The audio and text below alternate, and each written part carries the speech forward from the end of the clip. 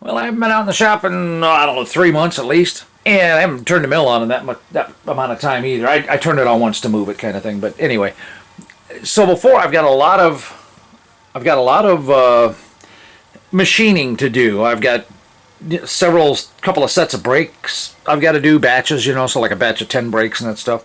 And a lot of mill turning to do, stuff like that. So I thought, I've been sitting on the Kurt vices with the Carve Smart jaws waiting to put those in. I brought that up on Instagram that I got those. So I thought, well, now's a good time. I was going to go ahead and take the vices out, and I thought, now would actually be a good time for me, since I've got to clean all the aluminum out, to go ahead and change out the shower curtains. Okay, I thought I would go ahead and show you guys, maybe a little bit more up close kind of thing, how they fared. I've been extremely happy with the shower curtains. Sitting over here is the doors. Okay, I'm going to reuse the doors. I will change out the shower curtain parts that are attached to it. Alright, those are the curtain hangers that I've been using. And you can see the one, that one, is actually on correctly. It's just not clasped. The rest of them are hanging upside down just because the rollers there make them heavier. So when you disconnect them, they tend to flip upside down. Those actually work really nice, and that's part of the key to what, between those and the doors, what makes this shower curtain setup work so really nice. I just really like it, because what I did, and this is in another video elsewhere, but it's an old one, you'd have trouble finding it. When I got the PVC, you could see how thin the wall is there. Alright, I actually chucked that into the lathe and I bored the inside out just big enough so that conduit would slip in it. The conduit then becomes the rail that the doors are able to roll on.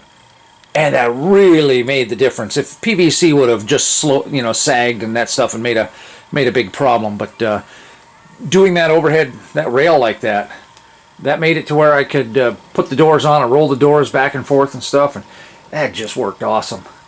And I will do that again on the next one. The rest, there's not enough weight on the sides to warrant conduit. You can make the whole thing out of conduit, but really the PVC is a whole lot faster, cheaper, easier. And you can see the window I put in there, but you can also see just how covered in filth that is. It's covered in filth just as much as the rest of the plastic, the shower curtain. So I'm not going to be putting the windows back in. There's really no point, because once they get like that, you can't really clean them off and shoot video through them. I thought I would shoot a whole lot more video from different angles, but I found a comfortable angle. Maybe it makes for some boring video, shooting down over the vices roughly in this angle. Actually, this is the actual angle where I typically shoot from. It works out fine. It's a good place, and I can just crack the doors open.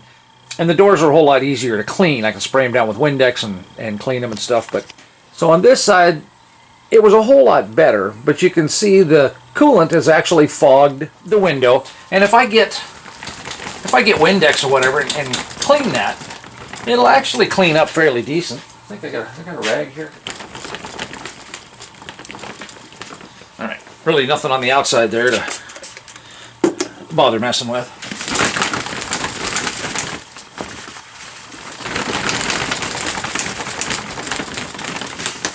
And it's still a bit foggy.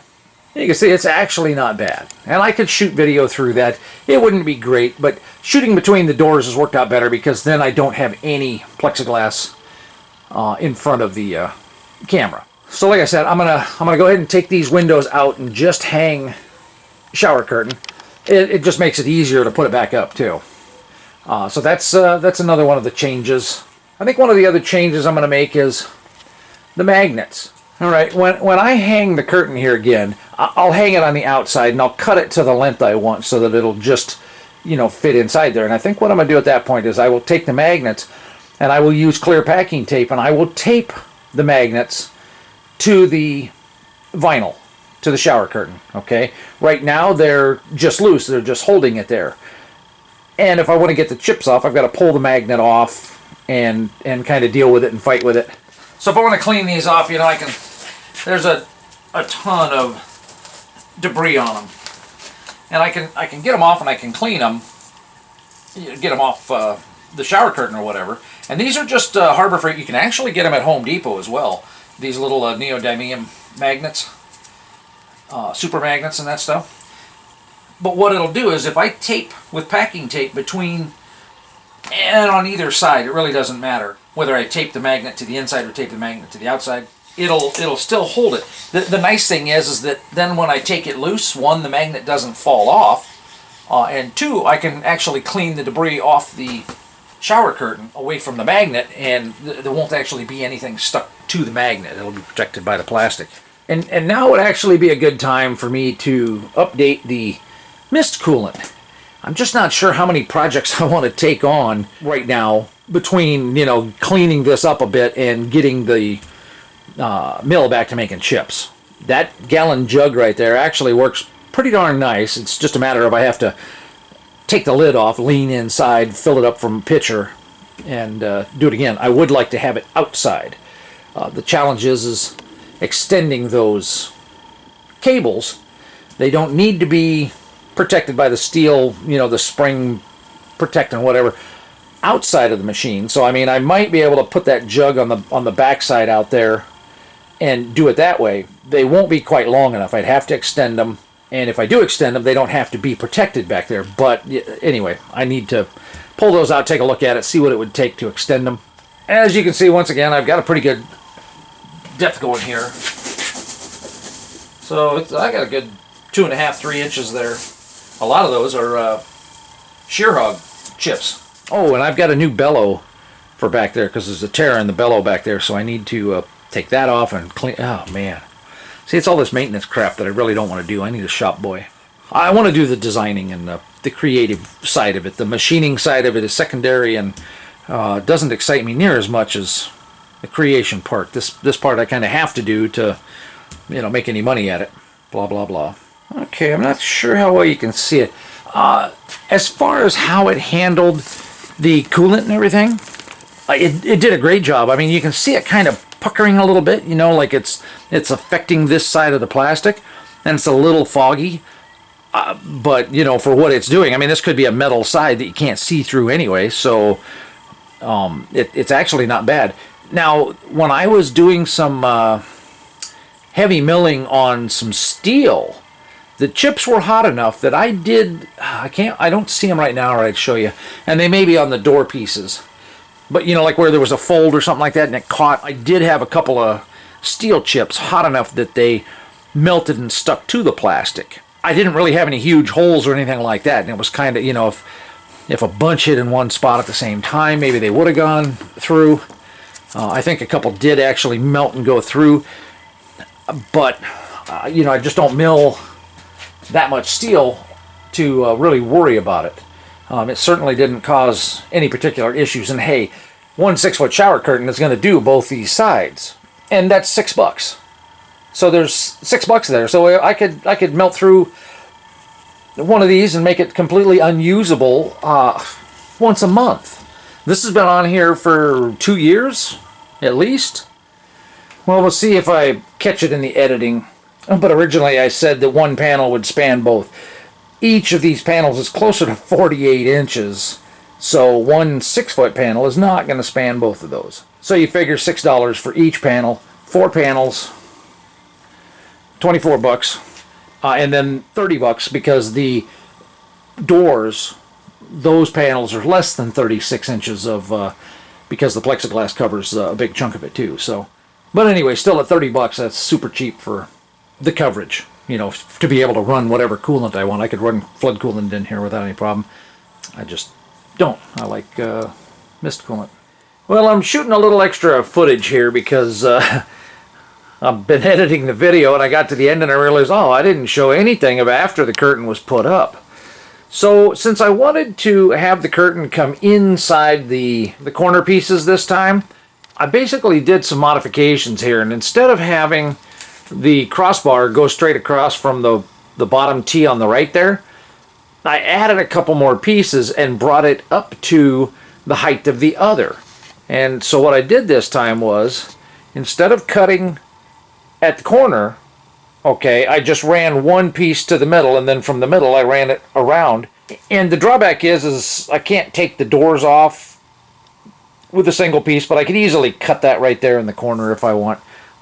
Maybe I'll pull that open or whatever and show you. But it does, especially on the other side, blowing chips and stuff like that, it really keeps a lot of them from getting blown out of the seam there, because it was hard to keep that seam together. That'll basically give you an idea what I did, just to get that top rail up at the same height, so I could just run the curtain right around the corner. It looks like I've got a tear in that corner. It's not actually supposed to be cut, so I'm not exactly sure what happened there. But so if that's stretched out, you can see same thing there. It just comes right around the corner here. It was nice having the split here, because then I could poke my long air wand in there and blow from this side over here while the machine was running, and not have chips flying at me and that stuff. Hasn't been a huge issue with the parts I've been machining lately. I can always slice that open later if I want. These two overlap. I can completely block off chips from getting through here, and I can go either way, you know, whichever happens to be more convenient. Typically I have it this way, because then I can grab that one and move it out of the way. Because a lot of times the camera is sitting right here looking down on the vices, and so then I'll bring that one back and forth while I'm doing stuff, and the camera will just stay here. I do have another piece of plexiglass that basically I just tuck in right here, so when I'm shooting with a gap like that with the camera, okay, pointing through here, I have a piece of plexiglass that sits down in here and stops it from coming through the gap here below the camera. It's just short enough that I can shoot the camera over the top at the normal height I shoot. So I do that now and then. Some of the parts don't spit chips out this way that much, so I don't have to worry about it. And I only use it when I'm shooting video. So once I've gotten the video I want, I just put that piece aside, and then I can close the doors all the way and not worry about it. That really works pretty nice.